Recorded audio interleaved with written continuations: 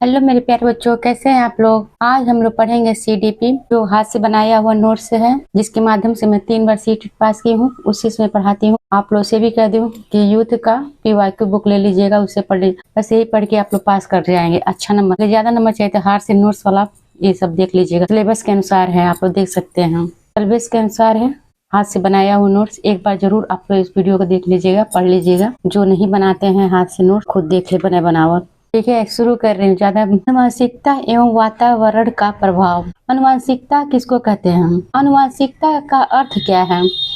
जो दादा परदादा पीढ़ी दर पीढ़ी चलता रहता है, स्थानांतरण होता रहता है, उसी को कहा जाता है। ये पीढ़ी दर पीढ़ी पाया जाता है, जैविक रहता है। इतना कमर के नीचे पिता का ज्यादा बच्चों का भाग मिलता है। वो कमर के ऊपर माँ का सबसे ज्यादा भाग मिलता है। तो आनुवंशिकता का अर्थ है एक पीढ़ी से दूसरी पीढ़ी से गुणों का स्थानांतरण होता है, जबकि आनुवंशिकता गुण नाक, रंग, चिंतन, लंबाई, बुद्धि आदि से उसे आनुवंशिकता या वंशानुक्रम कहते हैं। कहीं नहीं, दादा पादा से जिन सो मिलता रहता है वही है। बच्चों का 50% आनुवंशिकता से मिलता, 50 वातावरण। बच्चों के चारों ओर जो रहेगा वातावरण, उसके अनुसार बच्चा सीखेगा। परिवार में कैसे बोल चाल रहती है, माँ बाप का कैसे संस्कार रहता है, आस पड़ोस का, सब बच्चे देख कर अनुकरण करते रहते हैं, सीखते हैं। वातावरण का प्रभाव बच्चों पे पड़ता है। वातावरण का अर्थ हमारे चारों ओर, आवरण ही वातावरण है। बच्चे कहीं नहीं, बच्चे के चारों ओर जो रहेगा वही सीखता है बच्चा। सामाजिक वंशानुक्रम है दूसरा। समाज से वैसे सीखता है जैसे समाज में उसके आसपास को समाज जैसे मिलता है, वैसे वो सीखता है। तीसरा है वंशानुक्रम से अधिक वातावरण महत्व, तो इससे अभिप्राय है। कहीं नहीं हूँ 50% 50%। कहीं ये भी देखा जाता है कि समाज को सबसे ज्यादा समाज का प्रभाव पड़ता है बच्चों पे। तीसरा वंशानुक्रम से अधिक वातावरण महत्व, इससे अभिप्राय है हमारे चारों तरफ का माहौल, जैसे घर, स्कूल, परिवार, पड़ोस, भोजन आदि। देखते हैं राजस्थान के लोग ज्यादा खाते हैं।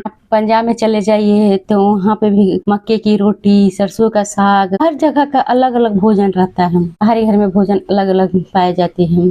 डांगलस और लैंड ये क्या कहते हैं? ये मनोवैज्ञानिक है। वंशानुक्रम के अंतर्गत सभी रचनाएं, भौतिक विशेषताएं, कार्य या क्षमताएं जो उन्होंने अपने माता पिता से तथा पूर्वजों से अर्जित मतलब ग्रहण करना होता है।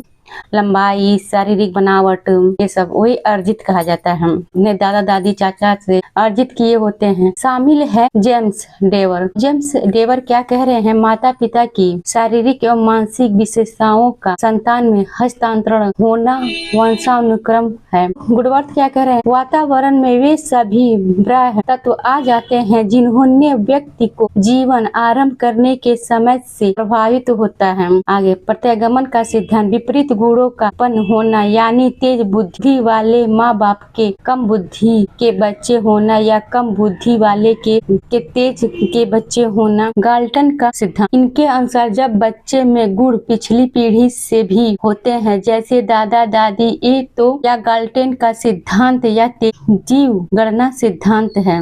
बीज मैन का सिद्धांत, इसके अनुसार माता पिता से प्राप्त बीज कोश कभी खत्म नहीं होता, यह एक पीढ़ी से दूसरी पीढ़ी से निरंतर चलता रहता है। मैं कहीं नहीं हूँ, पीढ़ी दर पीढ़ी चलता रहता है।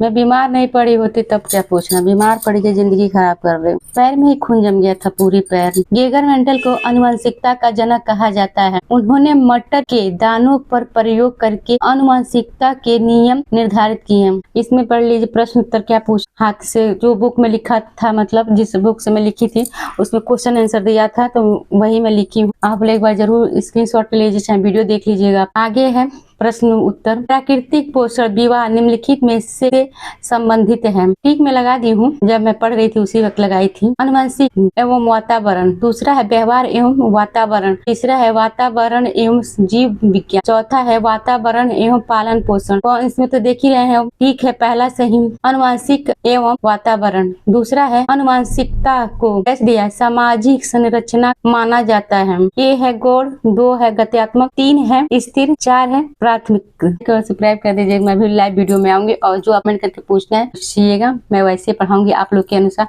जिससे आप लोग आगे बढ़ सकें। क्योंकि भविष्य के बारे में सोचना बहुत जरूरी है। वही कह रही हूँ, फोकस करिए अपने पढ़ाई पे। ये सोचिए कि हमें लाइफ में क्या बनना है, क्या करना है। तीसरा है निम्नलिखित में से कौन सा मुख्य रूप से आनुवंशिकता संबंधी कारक है। देखिए कई बार पूछता है माता पिता में माँ का सबसे ज्यादा अंग बच्चों में क्या पाया जाता है। आंखों का रंग सबसे ज्यादा माँ में पड़ता है। आंख जो होती है बच्चों में देखा जाता है, माँ का आंख सबसे ज्यादा बच्चों में पड़ती है। ये है आंखों का रंग। दूसरा है सामाजिक गतिविधियों में भागीदारिता। तीसरा है समकक्ष व्यक्तियों के समूह के प्रति प्रवृत्ति। लाइक और सब्सक्राइब कर दीजिएगा प्लीज। आप लोग के एक लाइक सब्सक्राइब से मनोबल बढ़ जाएगा मेरा भी।